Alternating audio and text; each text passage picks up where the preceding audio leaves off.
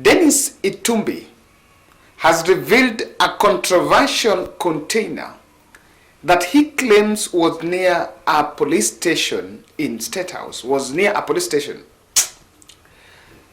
Dennis Itumbi has revealed a controversial container that he says was in a police station near State House that was blood stained, and according to him, it was the ground of dismissal of Kinoti. Ladies and gentlemen, welcome to the Bold Analysis, and my name is Kevin Oduor.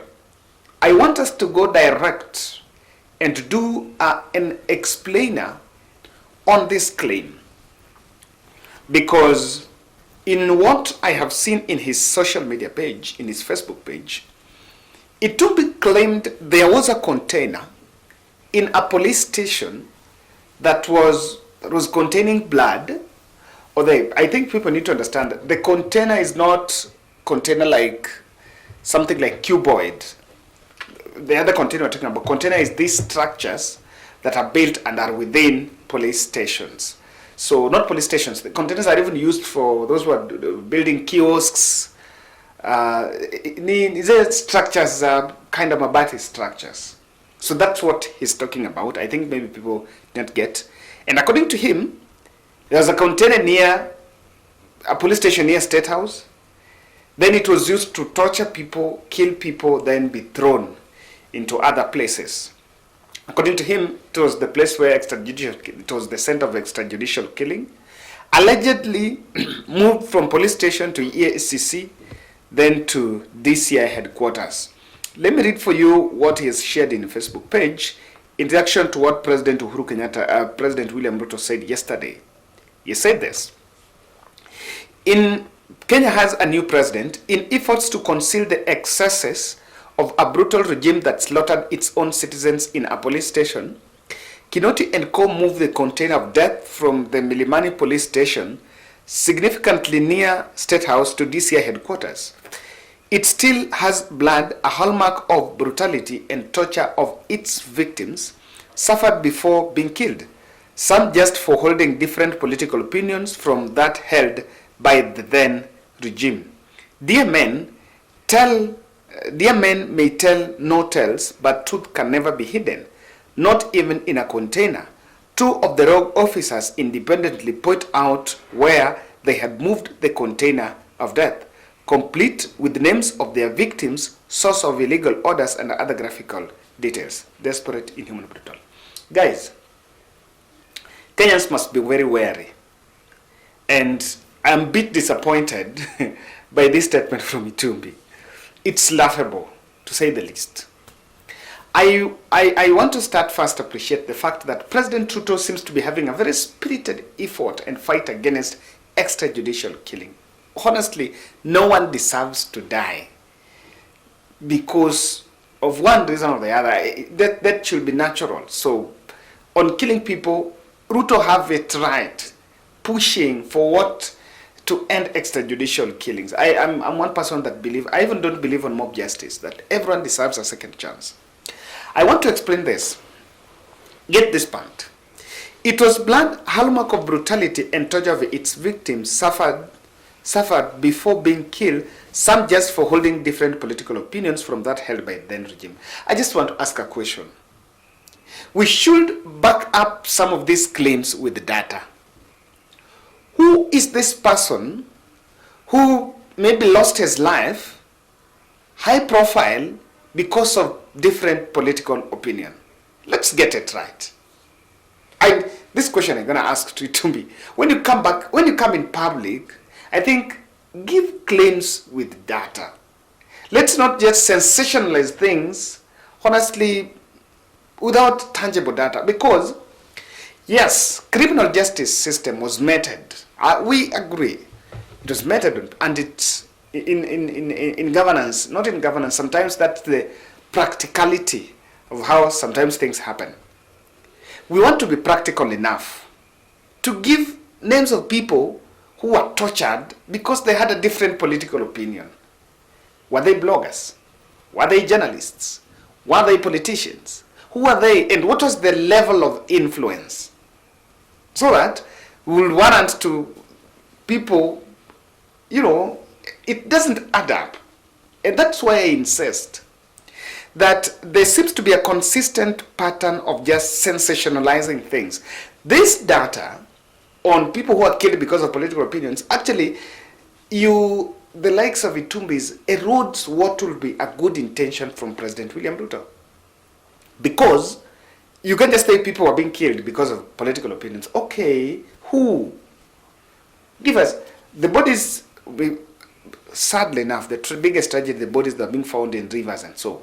So are we saying that some of these things were done because they were politically not compatible with Uhuru Kenyatta? Honestly, we may claim, we can put a claim on Uhuru, but on this one, no, I don't know.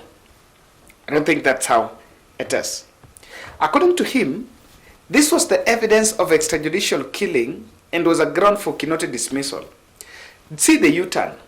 When Kinoti left, what was reported and what we were told, the president said he had received a resignation letter from Kinoti. Now, yesterday during the interview, he made it clear that he fired Kinoti. And that is it.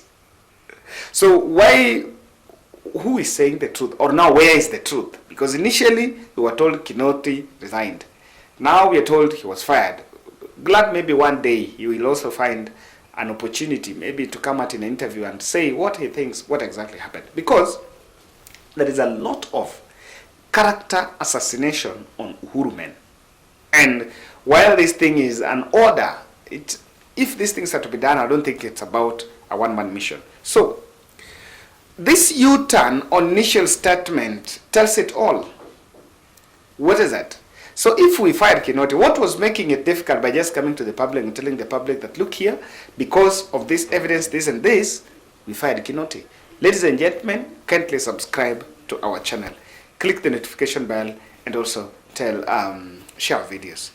I am a bit skeptical by sensationalization of some of these issues. There seem to be choreographed stories to sell a fear factor in public and portray us as if now we are in a government, the other time we were in hell. I may not be privy to nitty-gritties of what happened. So, but the way it is being packaged in public, we are selling fear. It's like Uhuru Kenyatta was a monster. It's like now we've never had a government. We try to portray this as worse than Moi regime, which was documented in all sort of books. Without the political detainees have been telling their stories. Why are these stories not being told? I want to say this, that some of these stories that we are sensationalizing, for them to look real, they should be told as the way Moi era stories were told by the likes of Koigu Amweres, the Raila Odingas, the Vili Mutungas and the team. I think when it's told by the victims, it's more real and authentic than what looks to be told by bloggers. That's my take. Because we seem not to be getting it right. And I have 3 questions. So if we have evidence of a container full of blood, we have evidence of people who are sending WhatsApp messages, choreographed photos of what has happened. We have evidence of how we've moved these containers from one place to the other. What is stopping us, people who are now acquitted of this, to charge the relevant people? Why haven't we charged Kinoti to date? Because what happened to guilty, innocent until proven guilty? Instead of taking all this evidence and charging these people so that the court will determine this, we've decided to persecute them in public and vilify people in public. While we claim to have the evidence with such a sensational matter, we've reduced it to Facebook posts. While we need to acknowledge that in the population there are people who have lost the people who have lost their kins. If you see, you listen to people who say, I lost my son, I've never seen my son, I've lost so, I've never seen so. And instead of us, then, if you have all this evidence, instead of taking them to court, we are telling these stories to public without a clear way on before. How do those families feel? When you're really saying, you know what used to happen, you know this used to happen, and then the people have lost their kins. Others disappeared, have never been seen. But we are making all the noises without being keen, and I think we are becoming insensitive, to say the least. Because if we have justice, then we should be charging people. Then, to show the good intention, why don't we go for the big files? Go for Jacob Juma, Kenei, Chris Musando. Let's go for those files. Really, man. Now, I think this is the delicate balance here.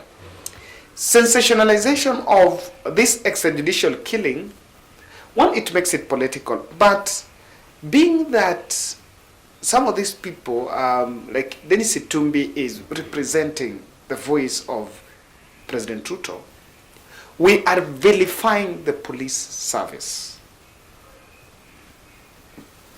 Why don't we report these cases independently? We are actually vilifying police service.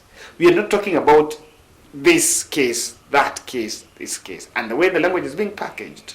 Honestly, I don't know why. I don't know the Waziri, and if so, why don't Waziri Kindiki speak about it? Of course, he can't because he's the police boss. He's general man of the police boss. I feel we are becoming a bit insensitive.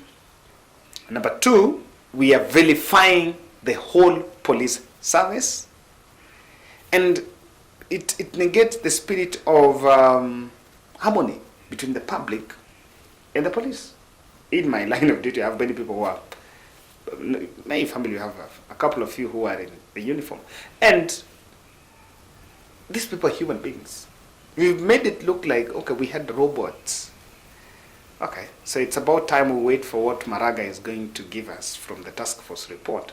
Otherwise, we'll continue receiving these sensationalized things. I think if I'm not wrong, we are being given these emotions to cover our minds from the real issues.